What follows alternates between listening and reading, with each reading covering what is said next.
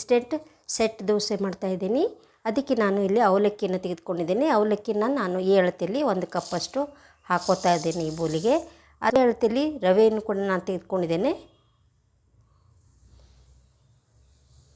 ಮೊಸರನ್ನು ಕೂಡ ತೆಗೆದುಕೊತಾ ಇದ್ದೇನೆ. ಅದನ್ನು ಕೂಡ ನಾನು ಇದೇ ಬೌಲಿಗೆ ಹಾಕೋತಾ ಇದ್ದೇನೆ. ನೋಡಿ, ಈ ಮೂರನ್ನು ನಾವು ಚೆನ್ನಾಗಿ ಮಿಕ್ಸ್ ಮಾಡಬೇಕು.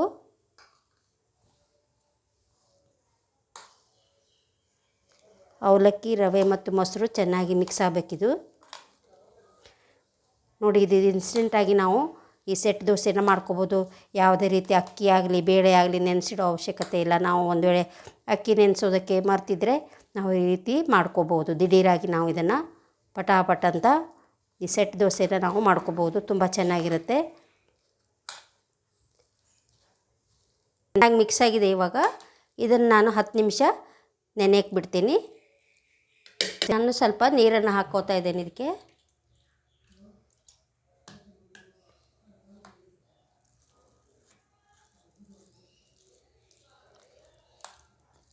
ರುಚಿಗೆ ತಕ್ಕಷ್ಟು ಉಪ್ಪನ್ನು ಹಾಕಬೇಕು.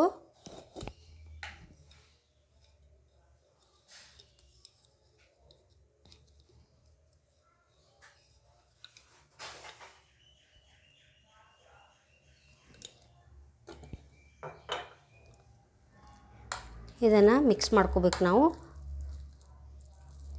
ನೀರು ಎಷ್ಟು ಅವಶ್ಯಕತೆ ಇದೆ ಅಷ್ಟನ್ನು ನೀವು ನೀರನ್ನು ಹಾಕಿ, ನಾನಿಲ್ಲಿ 1 ಕಪ್ಪಷ್ಟು ತೆಗೆದುಕೊಂಡಿದ್ದೀನಿ. ಸ್ವಲ್ಪ ಸ್ವಲ್ಪ ಹಾಕಿ ಮಿಕ್ಸ್ ಮಾಡಬೇಕು.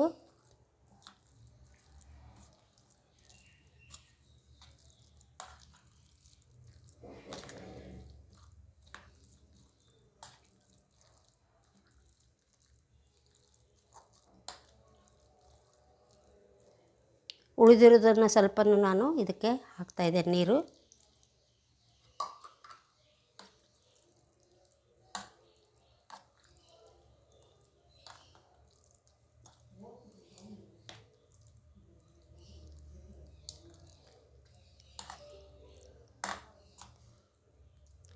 ರವೆ ಮತ್ತು ಅವಲಕ್ಕಿ ಸ್ವಲ್ಪ ನೆನೆಬೇಕಿದು. ನೆನೆದ ಮೇಲೆ ನಾವು ಇದನ್ನು ಗ್ರೈಂಡ್ ಮಾಡಬೇಕಾಗ್ತದೆ.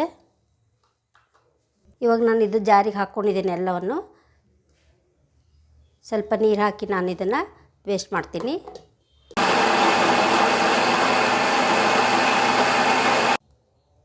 ಈಗ ಗ್ರೈಂಡ್ ಮಾಡಿ ತಂದಿದ್ದೀನಿ ನಾನು.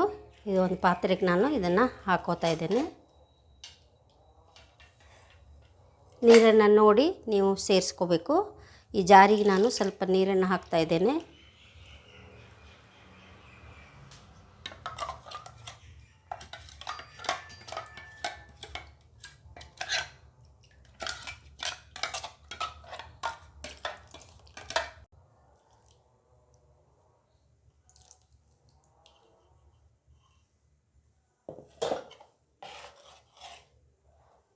ಇದು ಇನ್ಸ್ಟೆಂಟ್ ದೋಸೆ ಆಗಿರೋದ್ರಿಂದ ನಾನು ಇದಕ್ಕೆ ಬೇಕಿಂಗ್ ಸೋಡಾನ ಸ್ವಲ್ಪ ಅರ್ಧ ಸ್ಪೂನ್ ಹಾಕ್ತಾ ಇದ್ದೇನೆ. ಇದನ್ನು ಹಾಕಿ ನಾವು ಚೆನ್ನಾಗಿ ಮಿಕ್ಸ್ ಮಾಡ್ಕೋಬೇಕು. ನೋಡಿ, ಇದನ್ನು ನಾವು ದಿಢೀರಾಗಿ ಒಂದು 15 ನಿಮಿಷದಲ್ಲೇ ದೋಸೆಯನ್ನು ಮಾಡ್ಕೋಬೋದು.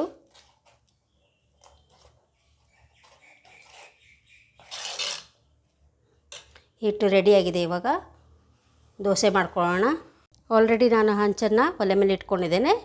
ಇವಾಗ ದೋಸೆ ಮಾಡ್ಕೊಳ್ಳೋಣ.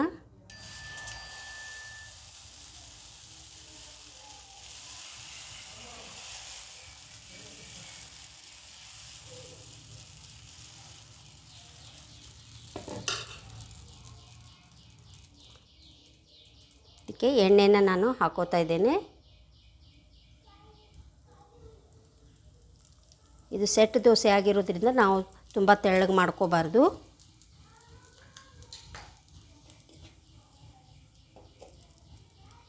ಇದಾಗಿದೆ. ಇದು ನೋಡಿ ಎಷ್ಟು ಚೆನ್ನಾಗಿ ಬಂದಿದೆ. ಇದನ್ನು ನಾನು ಉಲ್ಟಾ ಹಾಕೋತಾ ಇದ್ದೇನೆ.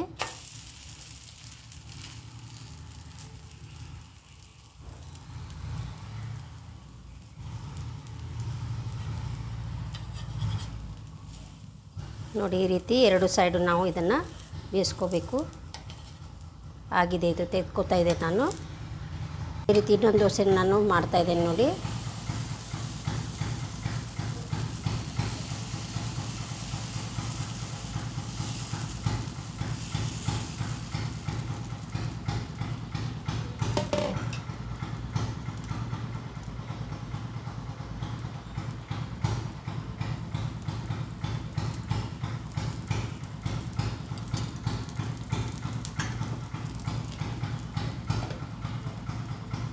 ಇದು ಆಗಿದೆ ಇವಾಗ.